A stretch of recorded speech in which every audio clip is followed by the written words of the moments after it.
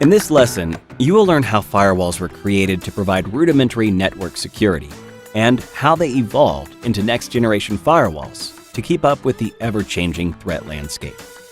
As networks begin to grow, interconnect, and eventually connect to the internet, it became important to control the flow of network traffic. This control initially took the form of packet filter firewalls that examined the very lowest protocol layers, such as source and destination network addresses, protocols, and port numbers. Firewall rules use these attributes to define which packets were allowed through. If the packet network addresses, protocol, and port number matched those of a packet filtering rule in the firewall, it was allowed to pass through. If it didn't, it was either silently dropped or blocked. The drawback of packet filter firewalls was that they took a one-size-fits-all approach to decide whether or not to allow traffic to pass.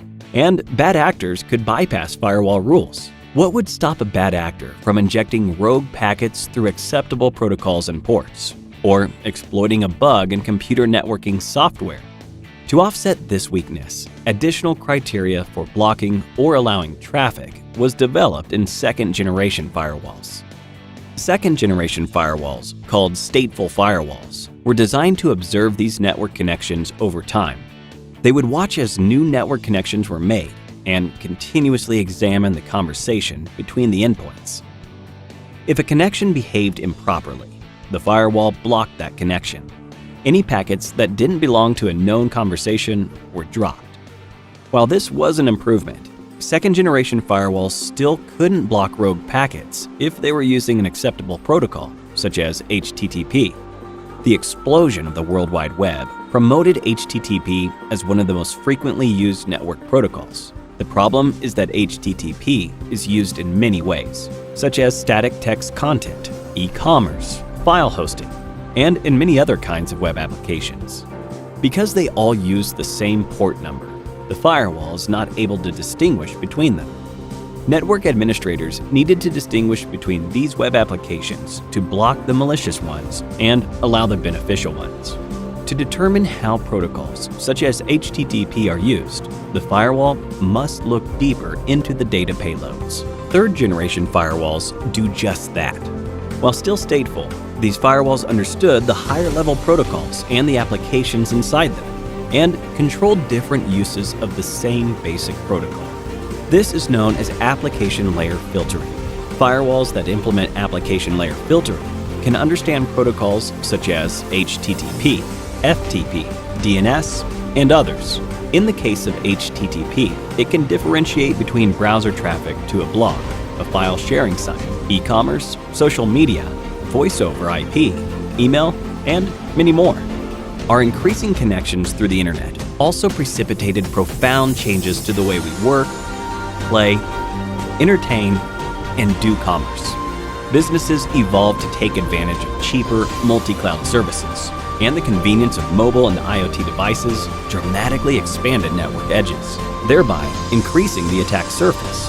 Bad actors continue to change in terms of attack methods and sophistication. Attacks now come from trusted users, devices, and applications that spread malware, both unknowingly and with malicious intent. A firewall must prevent evolving cyber attacks at every edge of the network, while delivering security, reliability, and network performance. This brings us to the advanced security capabilities that are found in the next-generation firewall, NGFW. Similar to airport security, a next-generation firewall has multiple security checkpoints. Just as a security agent looks at your boarding pass as the first line of defense, a next-generation firewall looks at packets and makes rule-based decisions whether to allow or drop the traffic. Then, your travel bags are checked to see if you are carrying any malicious content. This is similar to how a next-generation firewall performs deep packet inspection, DPI. If questionable content is found in your travel bag, enhanced airport screening will set the bag aside to examine further.